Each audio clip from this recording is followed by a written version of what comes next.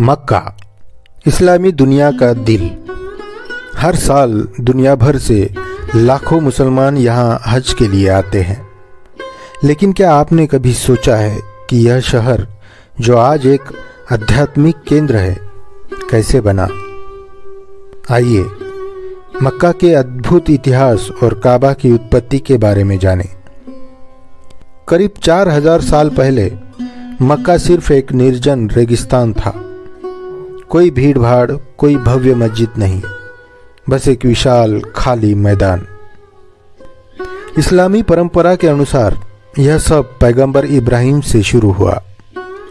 अल्लाह के आदेश का पालन करते हुए इब्राहिम अपनी पत्नी हाजरा और उनके छोटे बेटे इस्माइल को फलस्तीन से इस वीरान भूमि पर लाए।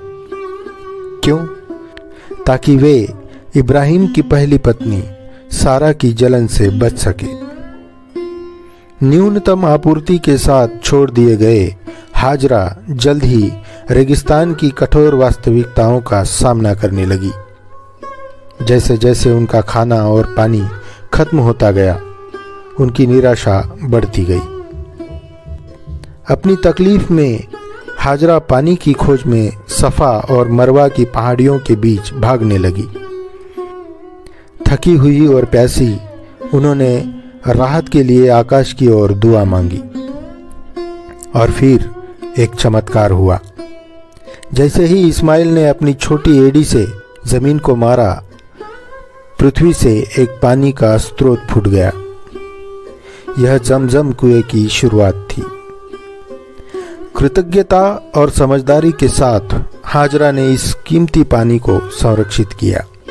जल्द ही गुजरते कारवां यहाँ रुकने लगे और व्यापार करने लगे। इस अद्भुत झरने के चारों ओर जीवन फलने फूलने लगा। जब इब्राहिम फलस्तीन से लौटे तो वे अपने परिवार को संपन्न जीवन जीते हुए देखकर चकित रह गए। यह स्पष्ट था कि यह स्थान महानता के लिए नियत था। अल्लाह के मार्गदर्शन के अनुसार इब्राहिम और इस्माइल ने एक साधारण 4 कोनों वाला ढांचा काबा बनाया। यह एक उपासना स्थल था जो केवल अल्लाह को समर्पित था।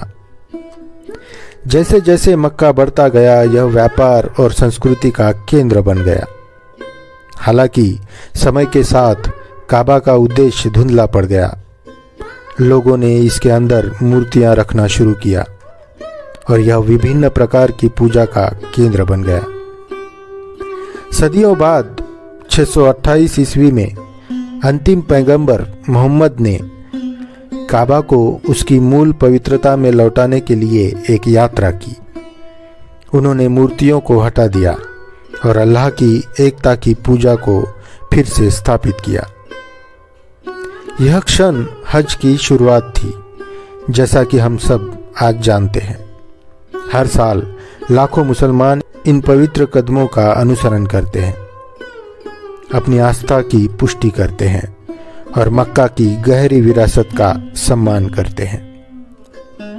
एक वीरान रेगिस्तान से इस्लामी भक्ति के केंद्र तक मक्का और काबा की यात्रा विश्वास, सहनशीलता और ईश्वरीय अनुकंपा की गाथा है।